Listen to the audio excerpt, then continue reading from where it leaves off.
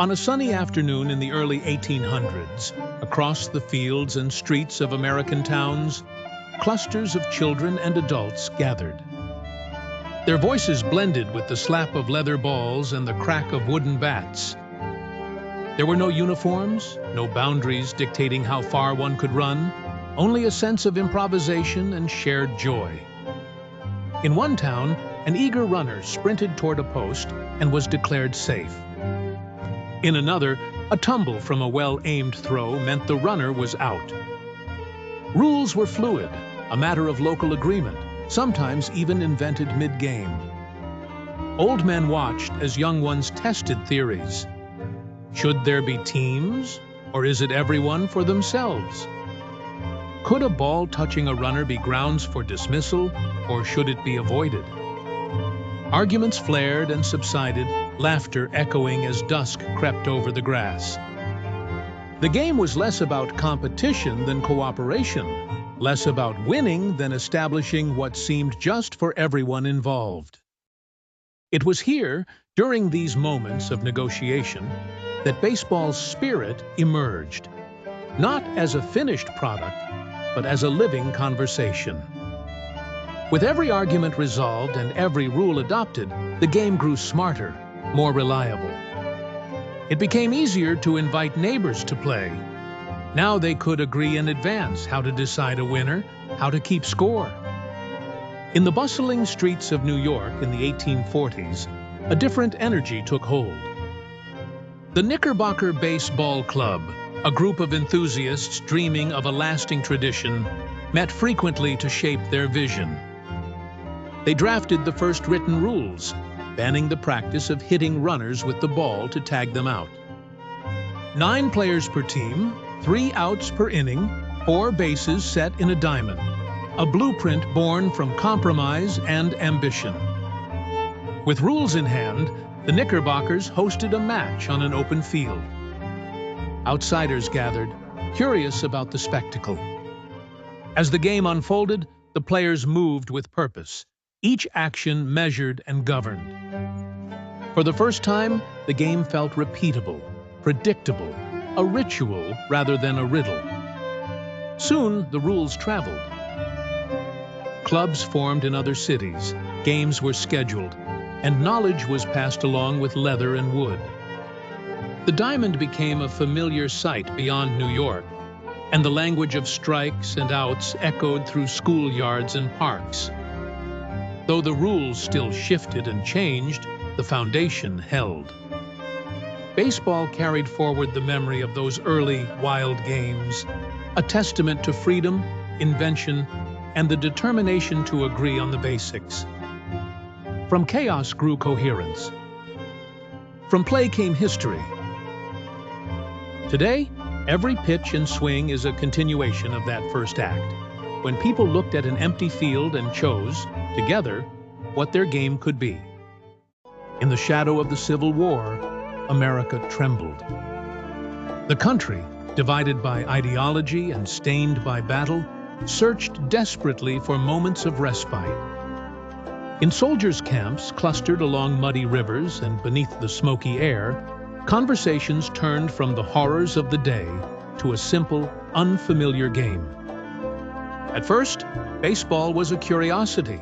Chalk lines drawn hastily in dirt, sticks whittled and turned into bats, scraps of linen balled around for makeshift bases.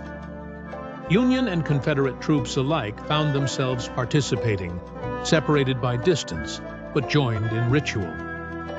Amid the clamor, baseball became a gentle counterpoint. The snap of a ball sailing through the air, the predictable geometry of the diamond, the agreed rules that governed play. For those soldiers, the game was not simply leisure.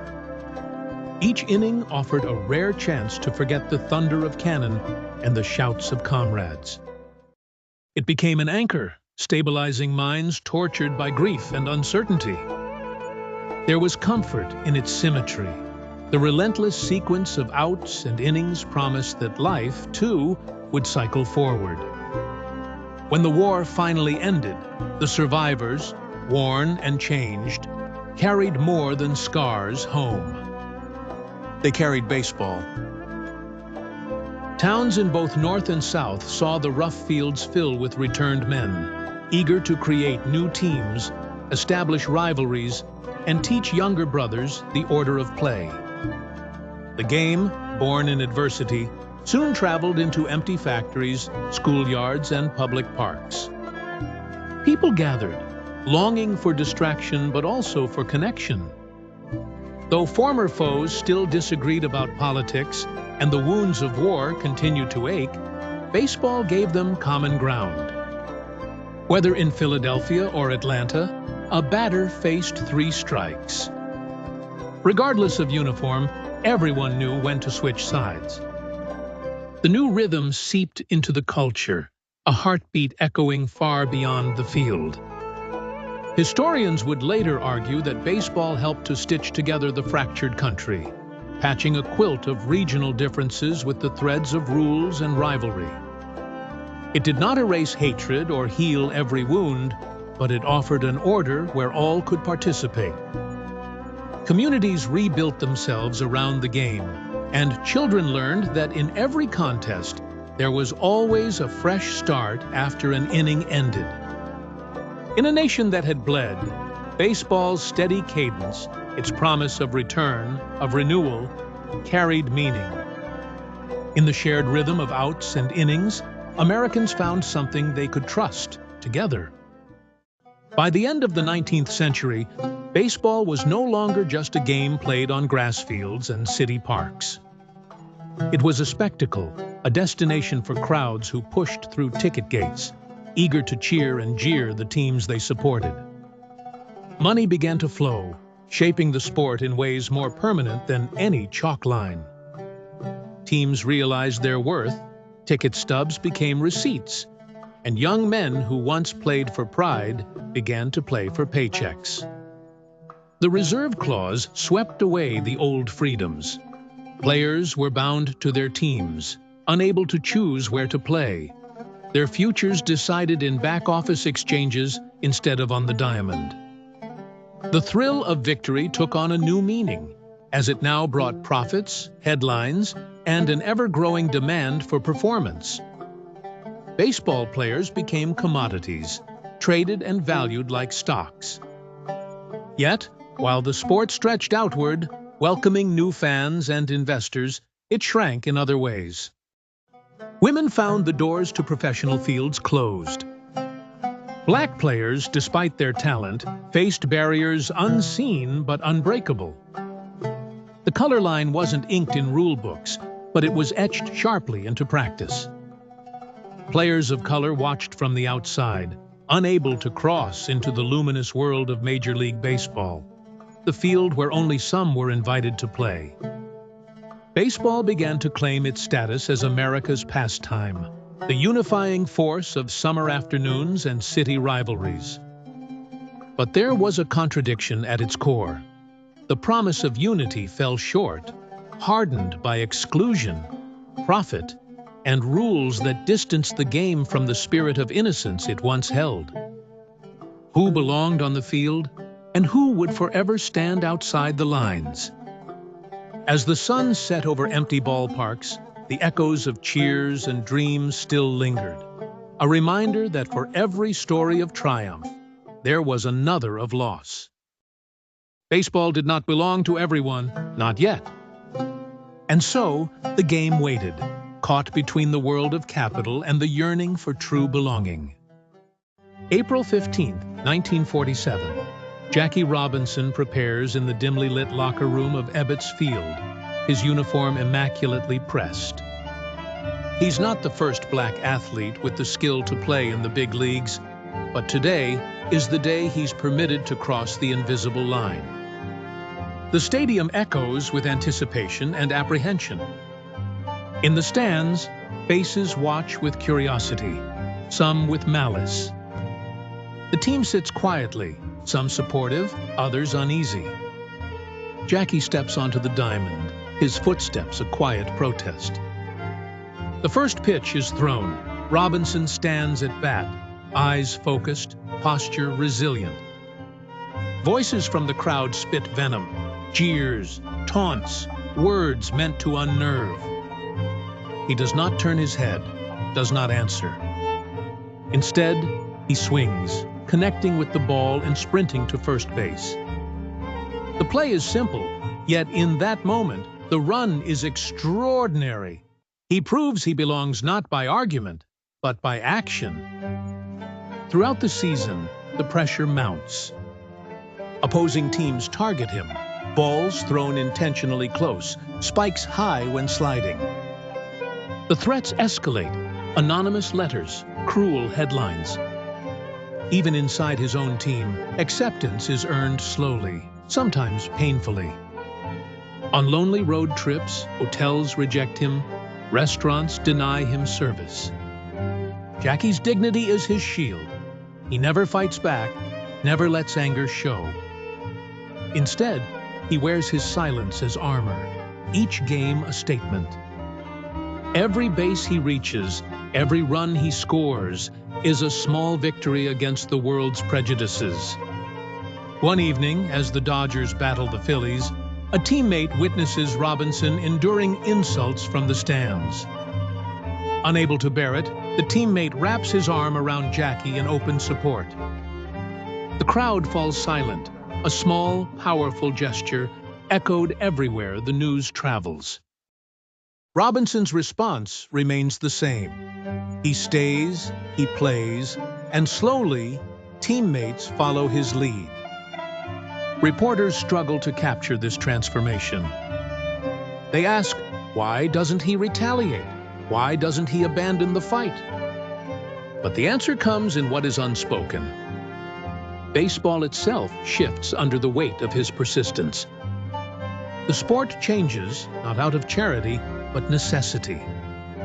It can no longer ignore the world outside its gates. By season's end, Robinson's stats speak for themselves. But more importantly, the color line once thought impenetrable is broken. Jackie Robinson's arrival doesn't just disrupt baseball, it ruptures a lie that black players couldn't compete, that the game was isolated from societal change. Every time he crosses home plate, he reminds America that sports are never just games.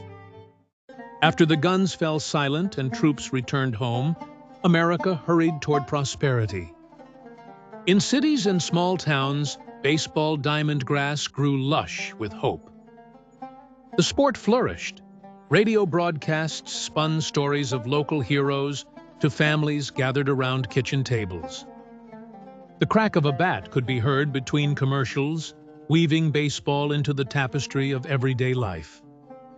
Soon, television arrived. Jackie Robinson glared at the pitcher from coast to coast, his determination flickering in living rooms. Mickey Mantle's home runs soared not only across Yankee Stadium, but through the American imagination. Summer afternoons brought familiar rituals, ticket stubs pressed between fingers, the scent of hot dogs, fathers teaching scorekeeping to children. Baseball wasn't a pastime. It was a friend returning annually for months, present through victories, slumps, and rain delays. With success, baseball grew confident. But confidence bred unease. The owners held authority over players' destinies. Then came free agency. Players demanded autonomy, and old power structures teetered. Contracts soared. The game's stars were not chained by hometowns anymore. Fans watched heroes depart, loyalty tested by economics. The numbers, once a whisper, became a roar. Analytics stormed the dugout. Intuition, the belief that the eyes and the gut could predict a curveball, found itself contested by algorithms on laptops. Managers balanced data with tradition, wondering if science could calculate heart. Yet doubts grew larger. Scandals emerged, shaking baseball's foundation. Corked bats, steroids, electronic sign stealing. Trust, built over generations, was suddenly fragile. The press asked questions. Fans whispered them. For the first time, baseball paused. Was it still America's pastime, or just another business, another spectacle? Baseball found itself at the crossroads, a hand reaching back for tradition, a gaze fixed forward on change. Legends and statistics mingled uneasily. On one bench sat the memory of DiMaggio's hitting streak, on the other, the certainty of launch angles and spin rates. The game listened to history, yet every new season brought innovations it could not ignore, and controversies it dared not forget. In silent stadiums, the echo of cheers and the hush of anticipation lingered. Baseball realized that it could never truly be what it once was, but perhaps it didn't have to. Across chalk lines, the game pressed onward, seeking a way to honor the past without being imprisoned by it, searching for meaning in every inning, adapting and enduring, questioning and remembering. Today, baseball is global. In stadiums dotted across continents, players of diverse origins jog onto grass fields united by the language of the game. Latin American infielders squat beside Japanese outfielders during a rain delay, their laughter echoing under the open sky. A rookie pitcher from Seoul rubs the battered leather of a baseball, heart pounding, while thousands of eyes watch and wait. The umpire's call is heard in English, Spanish, Japanese, and 100 dialects beneath the roar of the crowd. Yet even as new nations claim a piece of the diamond, the game remains gloriously slow. At the plate, a batter circles the area, tapping his cleats and exhaling, his ritual unhurried. A pitcher shakes off the catcher's signal, then again, feeling each second stretch. Around them, 45,000 fans lean in and wait. The air is weighted with silence, anticipation. Nothing moves on the scoreboard. The world spins ever quicker, but here, time pools, collecting between every pitch. There is patience in the rhythm of baseball. At its core, the game is a confession. Failure is probable, not shameful. A Hall of Famer fails to get a hit 7 times out of 10. A closer blows the save. A fielder loses a fly ball in the sun. The crowd groans, then laughs, shrugs, and claps. No other sport so graciously forgives mistakes. It is in the nature of baseball to allow for imperfection and to insist on trying again. As society demands instant results, baseball insists on waiting.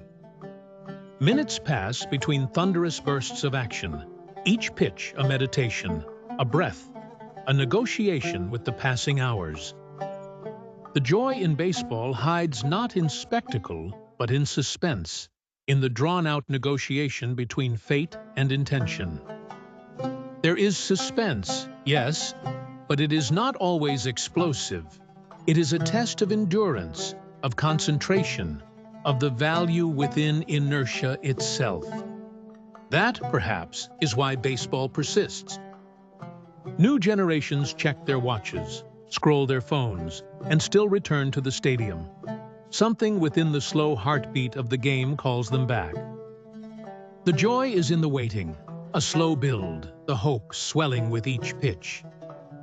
For all its slowness, or perhaps because of it, baseball becomes a measure of time, a way to mark seasons and summers, dusk and memory. A family sits in the stands, scoring the game by hand, preserving each inning like pages in a diary. In the end, the score will be an afterthought, the buzz forgotten, the final outs fading into conversation on the drive home.